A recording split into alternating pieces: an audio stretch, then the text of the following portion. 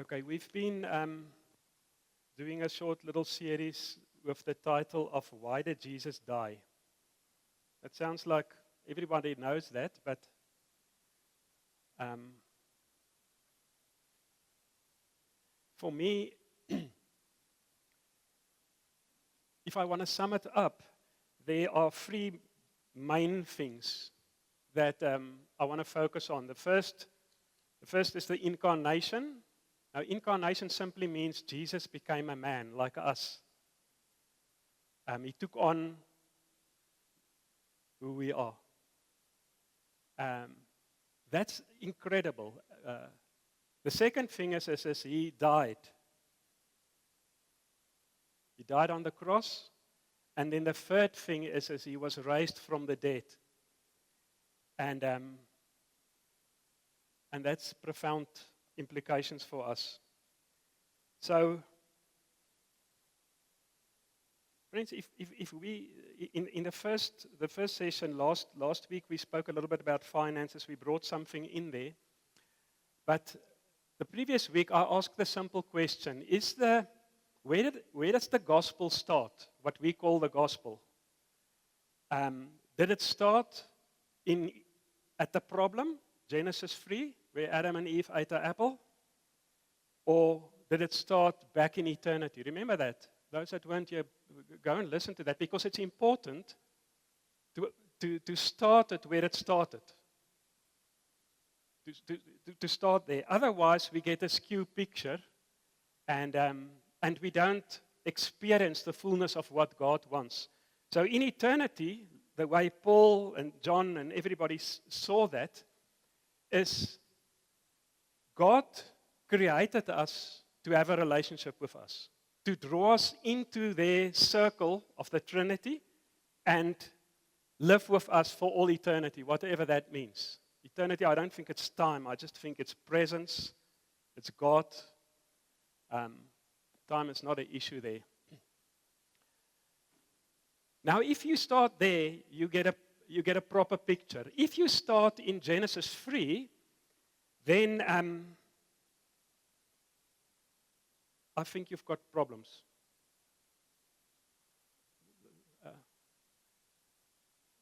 Let's take, for example, we can't communicate with a fish, can we?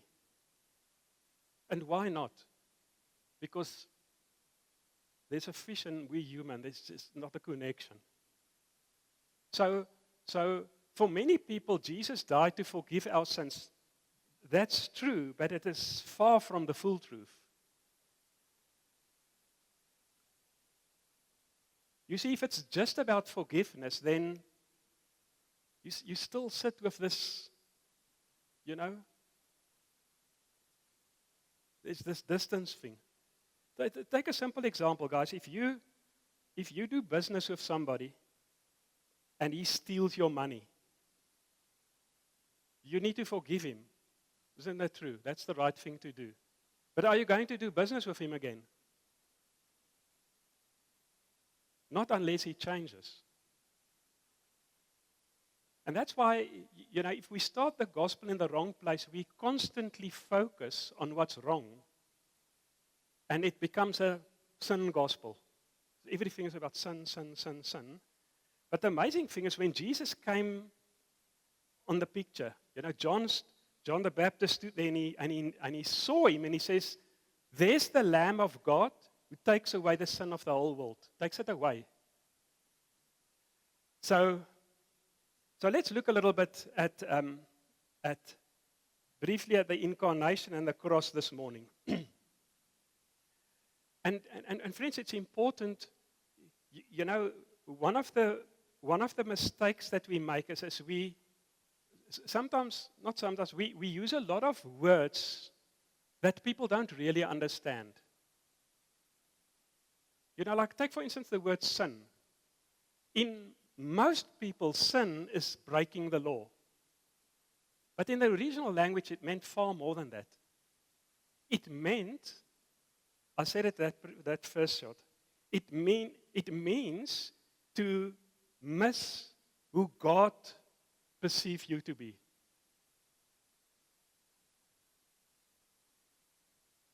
You see, Jesus did not come to do something to us at a distance. Let's say you have a terrible migraine. You can't, your head's so sore you can't function. What do? Do you talk about medicine? Do you read articles about medicine, or do you drink something? You drink something, it goes into your body, and then it heals from the inside. So sin, friends, is not breaking the law. It's a sickness. It's a disease. And that's why Jesus became a man, to come into us and heal us from the inside. It's not this distance thing there, because if it's distance, friends, it's up to you to do the right thing. You must repent, but most people don't understand what repent means. So now you have to feel sorry for your sin. You have to, and then the devil comes to you and says, you know what, you were not really sorry. And then you try to believe, but then he comes to you and says, did you believe enough? Because the next day you make the same mistake, and then you realize, oh, I probably didn't believe. So we have to look at Jesus. Don't look at yourself. What you must do or not do.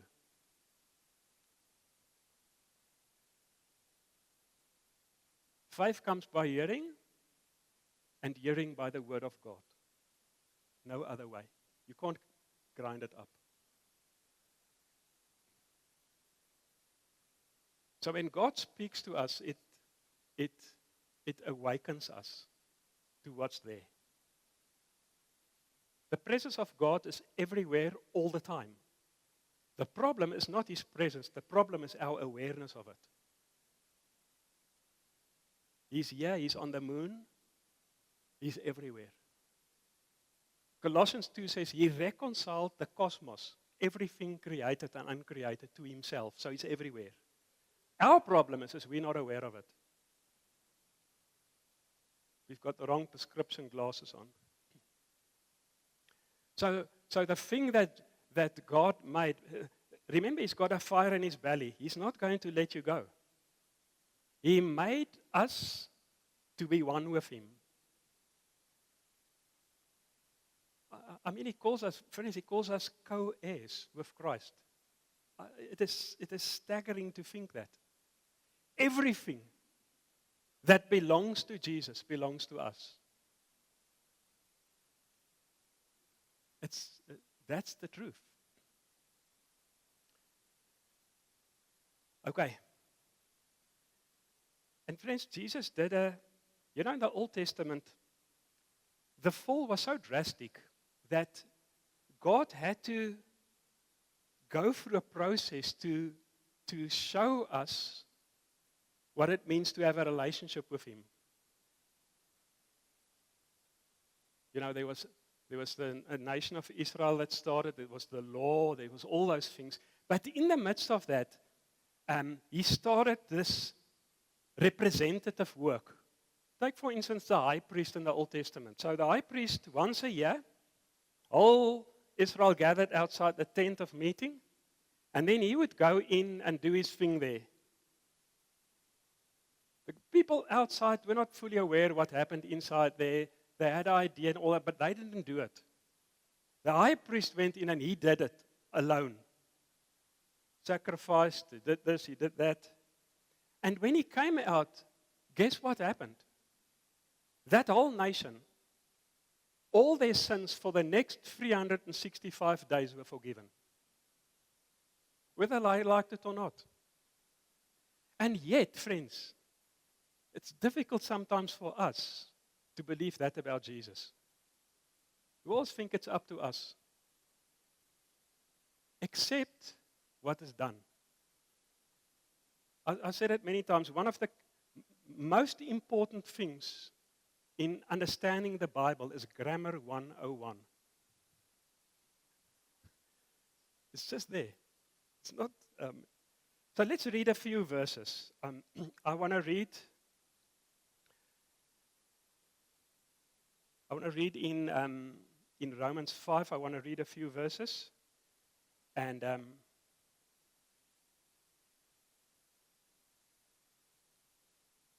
okay, let me start in Romans 3, verse 23. You all know this verse. For all,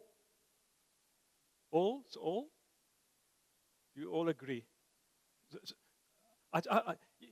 know, friends, the Lord arrested me with this thing. He says, just read your Bible. See what it says. So he says here, for all have sinned and fall short of the glory of God, comma, and are justified freely by his grace through the redemption that came by Jesus Christ. So we have no problem to believe that everyone fell. But now when it comes to redemption, we don't believe that. Now there's things that we need to respond to. It's not, don't see this as just an automatic thing. Because it's like, you know, my dad passed away many moons ago, 32 years ago, I think, this year. And he had a will that he decided without consulting us. He said, okay, I've got $1,000, I've got 4 kids, and I'm going to divide it between the 4 of them. He didn't ask my permission. No, I had no part in that. So when he passed away, did the whole thing with the estate, and when it was wound up, we got our $100 each for free. Didn't do anything. His friends, that's what Jesus did for us. And when we hear the message, it's like that last day when the executor of the estate phone you and say, listen, what's your bank account number? You give it to him and then it's yours. That's when we hear the gospel, what God has decided is ours. I did nothing to earn or is nothing. It's mine. Faith comes by hearing, hearing by the word of God. When we hear the message, we respond to it. And then it becomes real. The previous day, it wasn't real for me, but it was true. Until the day. So, me doing stuff didn't create the inheritance. It just made it real to me. So let's read in Romans 5. Friends, be careful not to give Adam more credit than Jesus. Romans 5, Paul walks away from the acts, the breaking law things, because that's just the fruit of the problem. You know, it's like when you have flu, you cough and you sneeze and you everything, but that's just the fruit of what's wrong inside. So to get rid of the cough and the sneezing and everything, you have to get healing inside. Your lungs, whatever is wrong, needs to be healed. Then the coughing starts. But the problem is we can focus on the cough, and you don't get healed by doing that. You have to go inside and heal your lungs. Then the coughing stops automatically. It's the same with the gospel.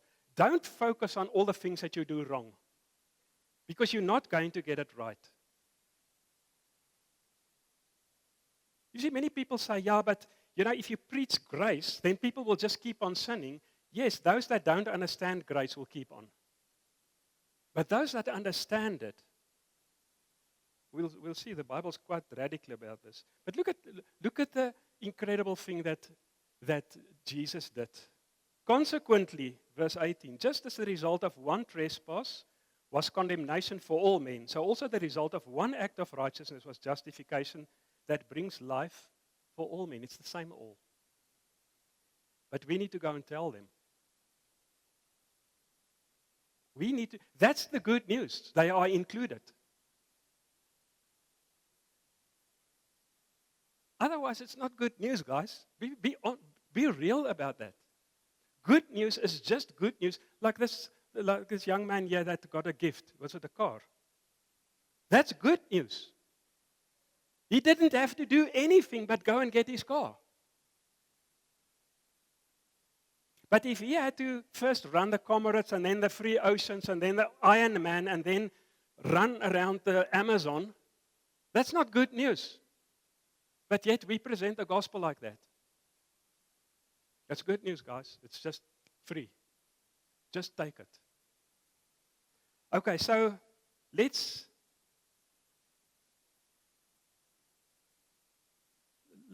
before I read Romans 6, one of the big terms when we think about Jesus is the word judgment. What's that? What does judgment mean?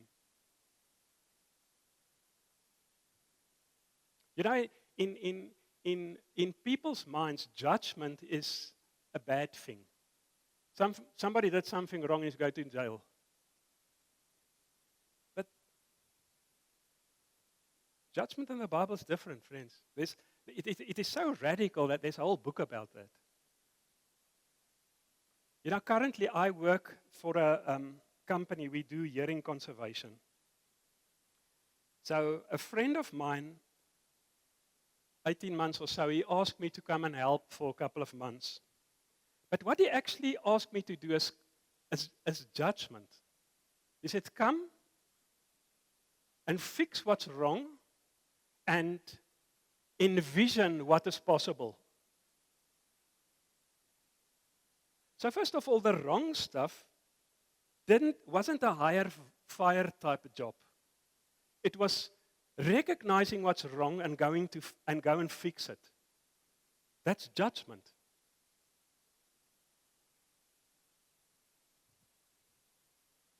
Go and read, just for the fun of it, go and read this week, go and read the book of Judges.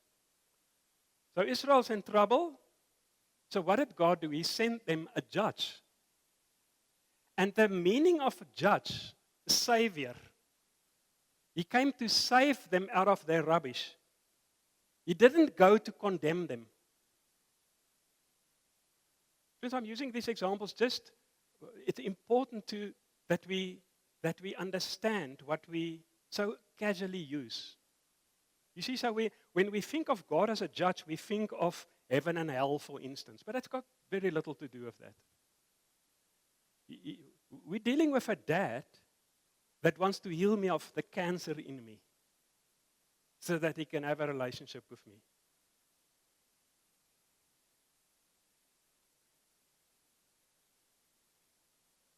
And that's good news. So on the cross,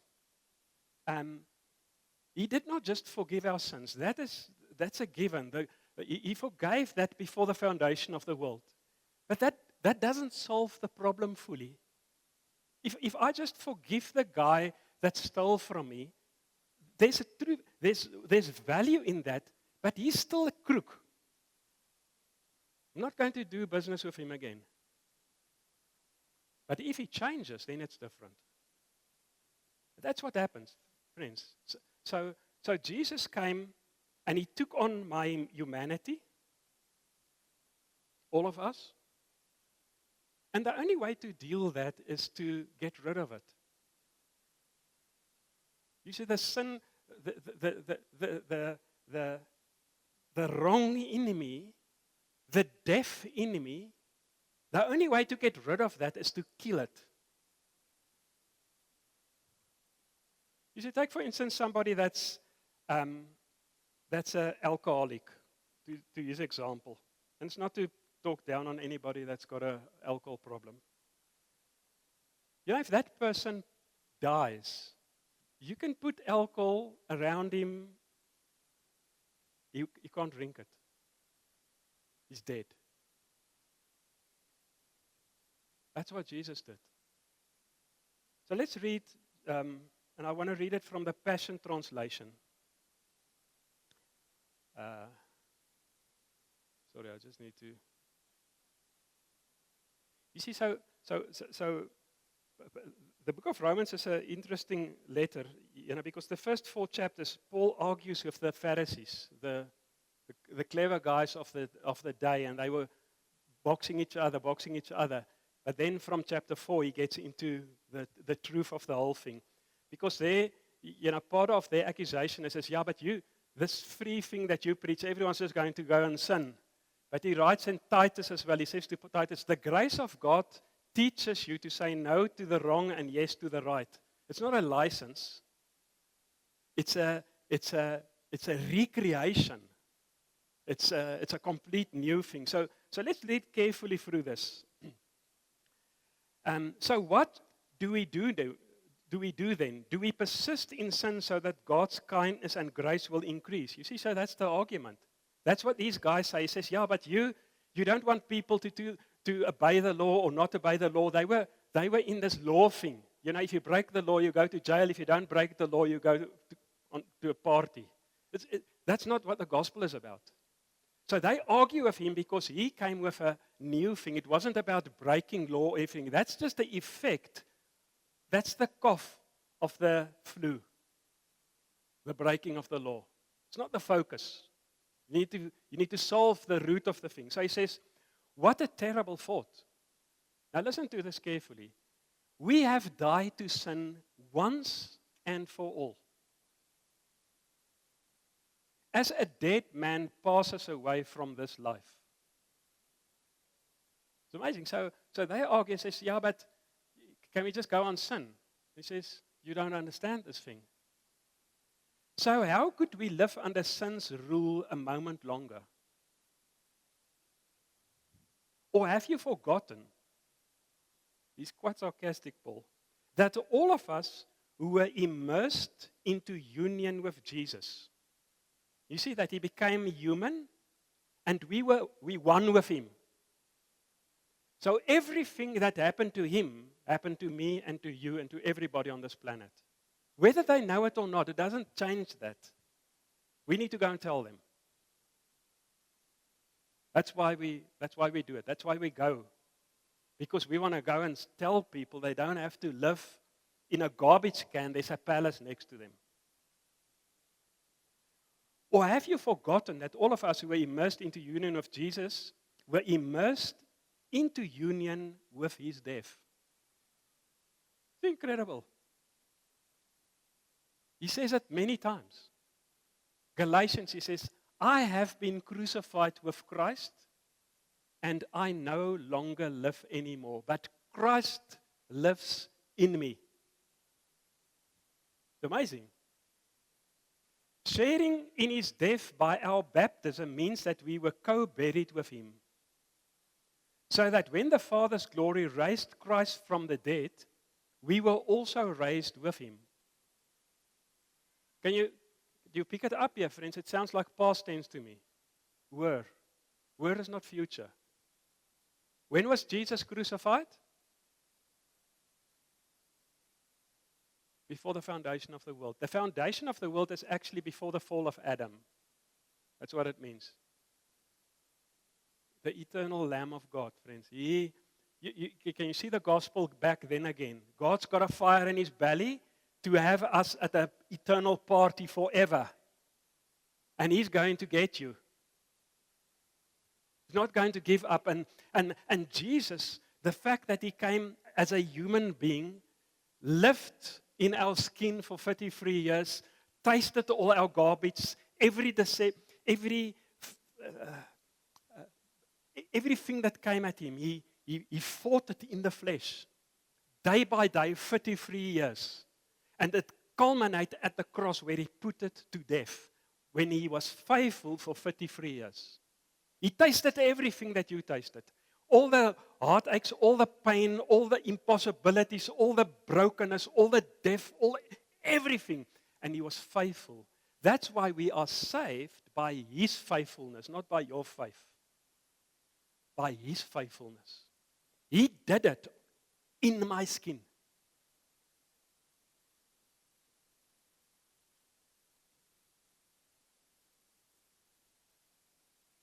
Okay. We have been co-resurrected with him.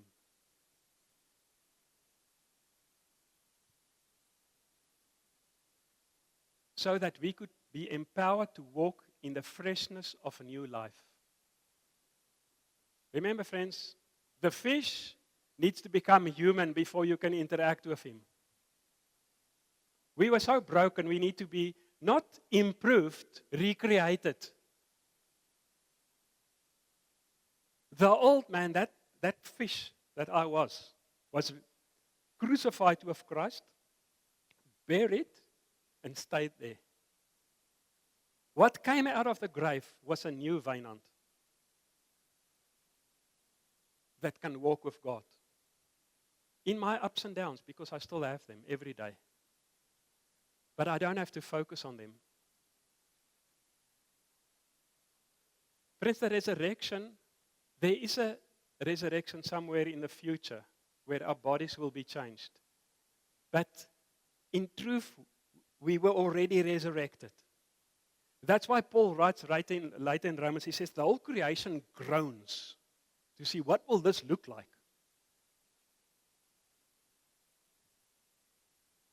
Our bodies will be our bodies. Jesus proved that.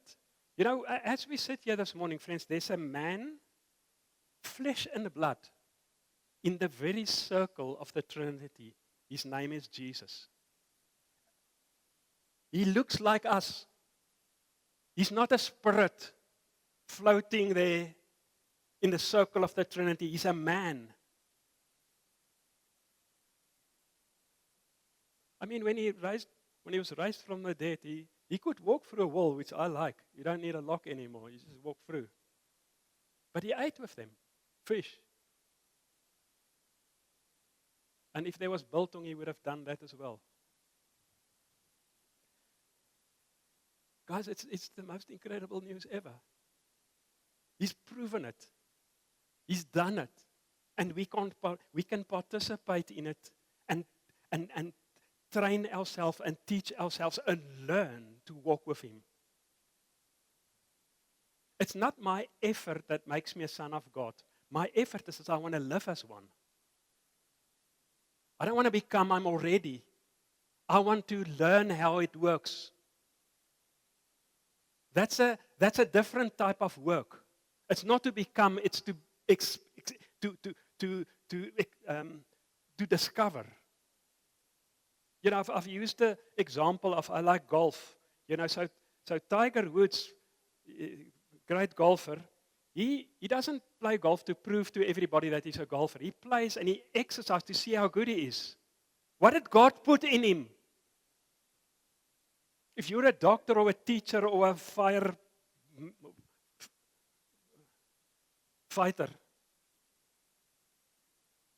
the key is, friends, that's the kingdom of God. He puts that passion in your heart, his very life, and you seek that. And then you experience his life because it excites you and you don't get tired by doing the will of God. What's the passion in your heart? That's the incarnate. What did he put in? Some people want to be teachers, some people want to be that's that passion. And you'll find those people that live in that place, it's effortless. Okay. Now, verse 5. For since we are permanently, how long is that? Permanently, you can't get out.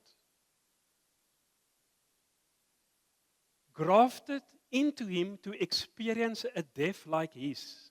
Then we are permanently grafted into him to experience a resurrection like his and the new life that it imparts.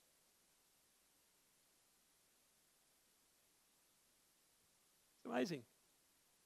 Friends, when these New Testament writers write it, it's scary. You know, Peter writes in 1 Peter 1, I think verse 3, he says,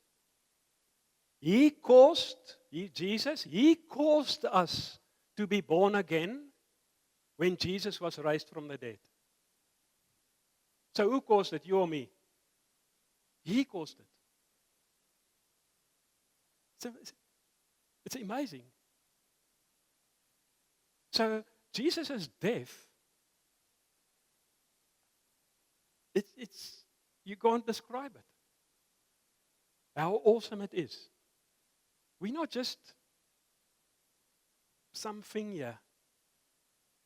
We are destined. I mean, when we read Ephesians, He says it so clearly, that first chapter. So go and read it 20 times. He decided that when everything started, and there wasn't even a start, it was just right in the beginning. He decided. He chose us in Him. He chose us in Him. Okay, there was an Apple story, but that's not the... He solved that before it happened.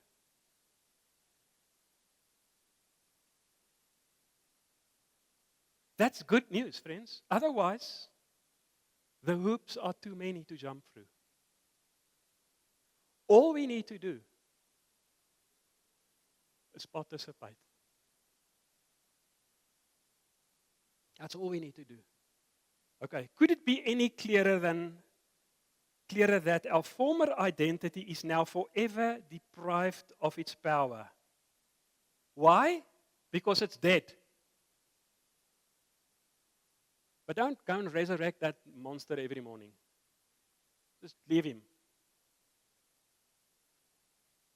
For we were co-crucified with Him to dismantle the stronghold of sin within us, so that we would not continue to live one moment longer submitted to sin's power. Friends, I want to say this again. The key to the walk with God is a revelation. You need to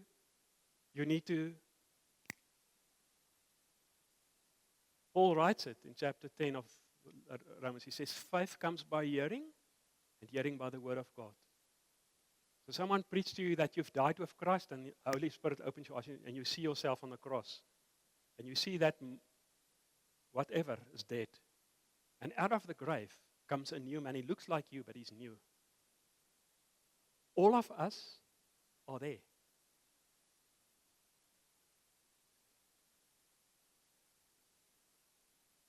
All of us are there. There's no hoop to jump through.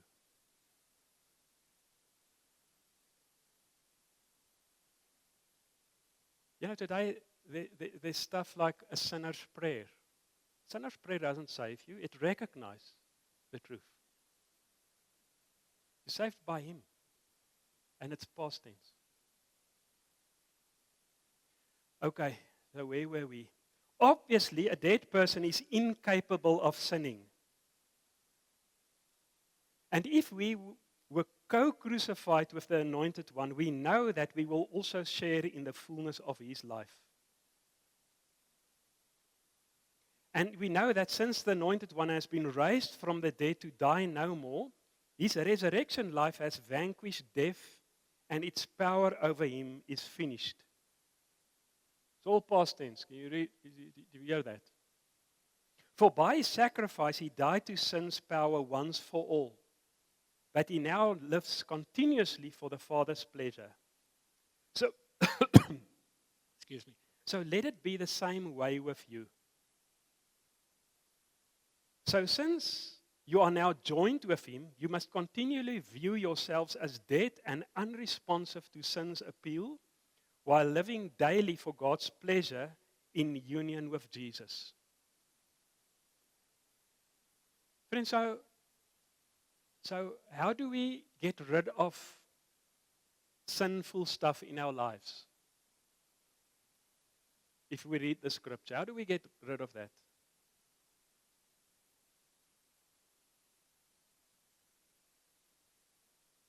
Who has done away with that? Jesus. Now, if you try to overcome sin, I've got very bad news for you. You're not going to get it right. But if you focus on the medicine that you've drank for your headache or your flu, it's going to go away automatically. You see, the life of God, friends, when we focus on that, it becomes obsessive. So much so that after a month you realize that thing that kept you in slavery has lost its power over you. But if you fight it, dit werk nie.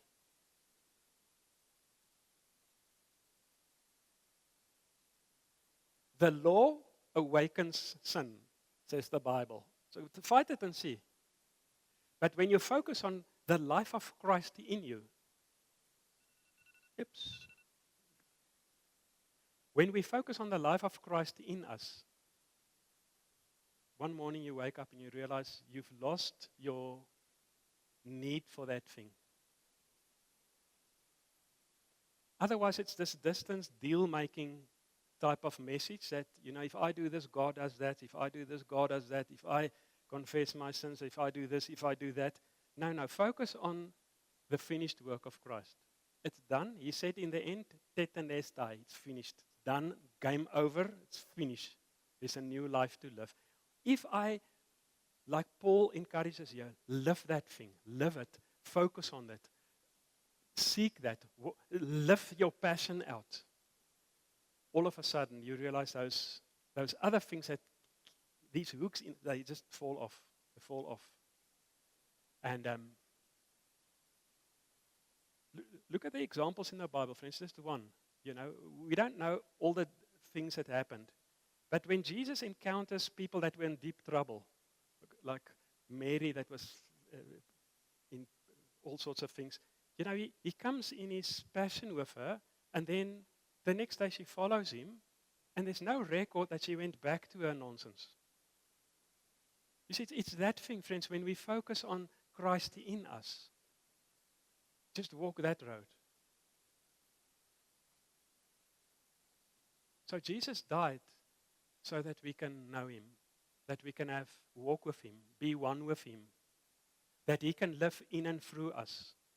In John, you guys are going to preach through John in the next 6 months.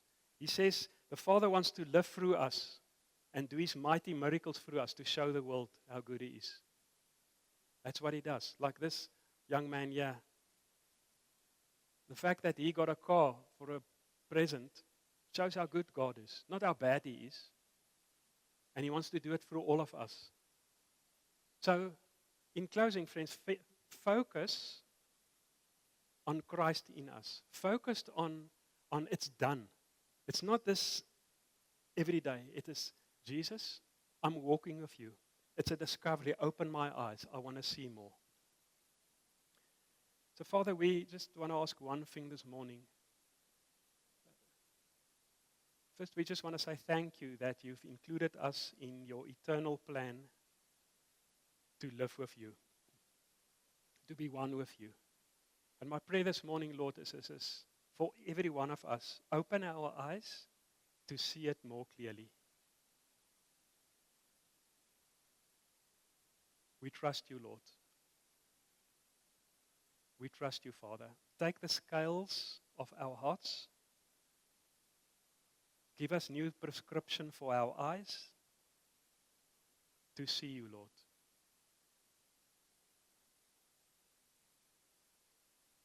In Jesus' name. Friends, just in closing, Jesus is in undiluted, perfect fellowship with his Father in the Holy Spirit, as we sit here. And we are one with him. Learn to share in that. That's worship.